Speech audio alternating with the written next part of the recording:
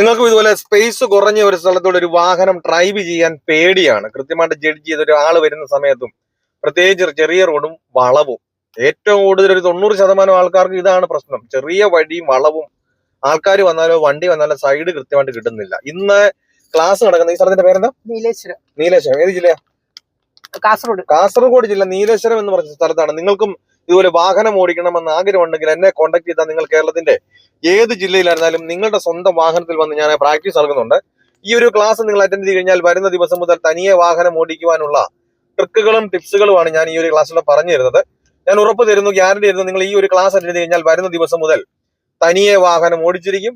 പലരും നമ്മളെ മടിപ്പിക്കും, ഈ ഒരു പ്രായത്തിൽ പറ്റില്ല, ലൈസൻസ് പ്രാക്ടീസിന് പോയതല്ല, പ്രായം കൊണ്ടാണ് നിർത്തിക്കുമെന്ന് പറയും. നമ്മുടെ ചുറ്റിനും നോക്കിയാൽ തന്നെ അറിയാം, 75-80 വയസ്സുള്ള അപ്പച്ചന്മാർ പോലും വാഹനം ഓടിക്കുന്നുണ്ട്. പിന്നെ നമ്മൾ ലൈസൻസ് കൈവച്ച് ഞാൻ പഠിച്ചത് നമ്മൾ നിങ്ങൾ എന്തുകൊണ്ട് നോക്കിയിരിക്കുന്നു. എന്റെ ജില്ല ഏതാണ് എഴുതണ്ട.